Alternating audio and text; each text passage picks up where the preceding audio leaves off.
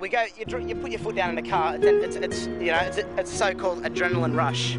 That's what young people get from that, is putting their foot down in a vehicle and going fast. The reason there's so many crashes, I don't know, everyone drives too fast. P-platers who have only had their licences for a few months, then, you know, they're not as experienced and they crash, obviously. Released at 19:05, careful on the rise, 19:05, and I'll keep you updated from there. It's been recognised in statistics that young people, especially young males unfortunately, have a high percentage rate for involvement in fatal motor vehicle crashes. You're about 4 times more likely to have a serious accident and possibly die in an accident if you're in your first year of driving, and it's still significantly higher in subsequent years up till the age of about 25.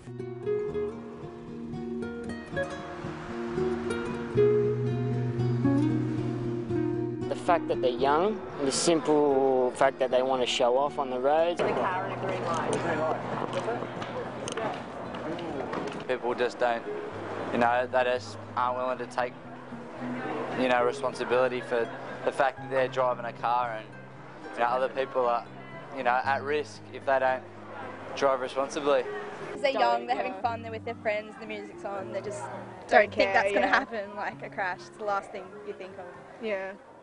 I'm here with adolescent psychologist Brian Plummer. Brian, firstly, thanks for your time. You're welcome. Now, mate, could you tell us why are young people so overrepresented in road accident statistics? By definition, if you're a young person and just starting out getting your licence, you're less experienced than other people on the road. There's a tendency not to see yourself as being less experienced. If I said to a young person, a 6-year-old riding a push bike is much more likely to fall off and skin their knee than a 10-year-old who's been riding for 4 years, they would accept that, but oftentimes they don't think about themselves as being beginners on the road.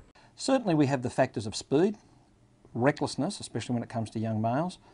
Unfortunately, alcohol and drugs are still quite predominant, and just inattention. P-platers try to be bigger than the other P-platers, and so forth, they have more accidents, or they're drink driving or stoned.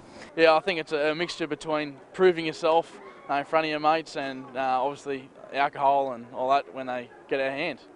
If you find you're a passenger inside a motor vehicle where your driver is intoxicated, under the influence of drugs, speeding or driving recklessly, get them to stop and get out. In fact, don't get in the car in the first place. If you know the history of that person, you've seen them getting in the car drunk, get a taxi, ring your parents, don't get in the car with them, because you're the one who'll end up in the morgue, not them.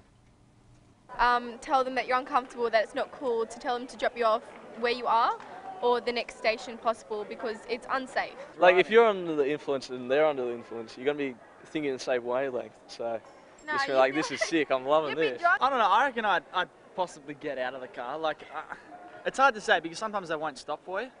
So you tell them to stop and they don't often stop. Just get out the next light. I mean, yeah, you get out the next lights, you tell them to stop, they get pissed off. But I've been in that situation before where I've held onto their keys and he's asked me, can I have my key back? I've given it back, and then I've seen him in the car and he's like, get in, and I've just said, no, don't drive. But a lot of the times, in this case, he's driven the car. But I just didn't get in the car. What we know in terms of young people and alcohol is that the vast majority of young people don't drink and drive. In fact, their parents are more likely to drink and drive than they are.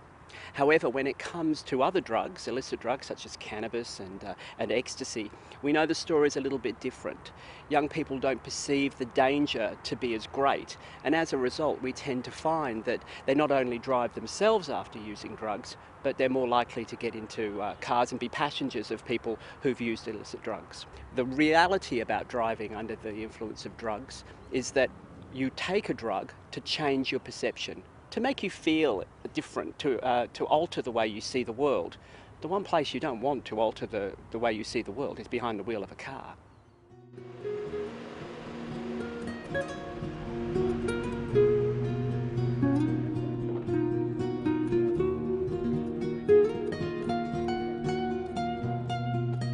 I really congratulate the kids that I do see around today that do take it easy and have the respect for other drivers and do take it easy. But I don't think too much of guys that are hooning around and being clowns. I mean, I don't know who they're trying to really impress. Yeah. Everyone speeds. What, people go 80 max? Speed because there's girls in the car, oh my god, I'm so hot. If I drive faster, they might think I'm so hot and so cool. Is that what you think though? I'm not a boy, I don't drive. If you were in a car with a guy who boyfriend. drove at 80 kilometres an hour. I wouldn't think that. I think you're so uncool, I'm going to die in this car. It's not good. There we go. Peer pressure, I know it's such a massive thing. I'm a young person and I know it's out there, it happens. What do you do if you're in that situation, you're a driver or alternatively you're in the passenger seat of a risk-taking driver? How do you sort of get past it? One way to avoid that, of course, is choose your mates carefully and choose who you decide to give a lift home to. Yeah. You know, if you've got somebody, particularly if they've been drinking or they've been taking other substances, and you know that they're going to be in a risk-taking mood and they're going to want to egg you on, you know, don't take them in your car. You don't want them to vomit in your car either, do you? Big time. As a passenger, again, be aware that you're still in a risky situation. Sure. And again, some of the same advice. Choose who you go in a car with. Don't be afraid to spend the bucks, spend the money, rather than put yourself at that risk. Yep. Catch a cab, you know, catch a train. Your parents would much prefer to spot you some money than to have to go down and pick you up at the hospital, or worse, pick you up at the morgue. So planning ahead is really important. And a lot of people don't do that. They go out, they party, they find themselves in a situation, they kind of get a lift with somebody they don't know, you know, bad move. So, you know, make sure you know the risk you're taking. I mean, it's a waste when a 70-year-old gets killed in a car crash. That's compounded when it's a 17-year-old, because you think of it, well, what could that person have given to society? Were they going to be the doctor that found the answer to cancer? Were they just going to be a bricklayer? Who cares? They still have something that they can give, and it's gone. I think the solution would be greater education in the school system. I think young drivers should be mandatory to actually do an advanced driving course to really obtain the skills they need if they're ever in an emergency. And they just shouldn't be able to drive cars they can't handle. Likewise, you should be avoiding the little death boxes that are around on the roads that if you are in an accident, you know, you can end up killed rather than just hurt. Seems to be the only way that helps is if you actually know someone, or someone that comes and talks to you about their scars and how they survived, or people that haven't survived. Ryan, what would be your final words of advice for young people getting out there on the road driving? Well, I think the main thing to keep in mind is that if you think back to a time when you were surprised about something that happened to you, it could be good or bad. It might be an exam you passed, it might be a raffle you won, it could be something that, you know, just unexpected that happened to you.